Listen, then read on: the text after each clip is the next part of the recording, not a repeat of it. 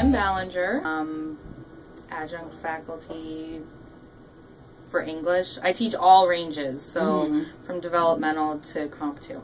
How I am a writer and how I teach writing is now, it's not so much of a 50-50 balance with students on understanding product versus process. I really weight process. Like, it's probably 30-70, so 30% of the weight is on their product, like what they're handing in, their hard copies of things, and then their process is weighted in their portfolio. They have to document how they're learning as a writer, and so it helps me see, even myself, like when I go to blog. My name is Brian Alfaro. I'm a graduate student in the Written Communication Teaching of Writing program at Eastern Michigan.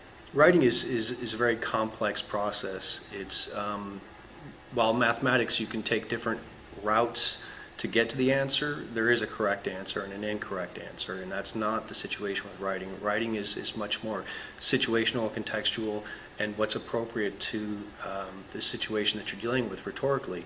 You have to take into consideration your audience, the purpose, the goals that you're trying to achieve, and the genre. All of these things affect how you present a so-called answer in writing. It's not, A equals 2. It doesn't work that way in writing. My name is Christian Casper. I graduated in 2005, and I was in the graduate program, and I'm now a lecturer at the University of Michigan.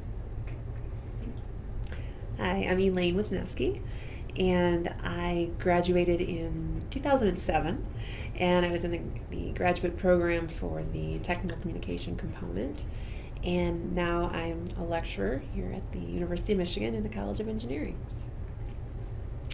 My name is Rhonda McCaffrey, and I graduated in 2004 in the graduate program in the teaching of writing, 2002 in the undergraduate technical communication program. Okay. And I am a lecturer at the University of Michigan in the College of Engineering. There was more to being a writer than just sitting down and writing, that there was a way that we could understand what writing is and look at writing from different theoretical perspectives. Which is something that I had an inkling of, from undergraduate, but not having been an English major and having been a science major, I didn't see that in much detail.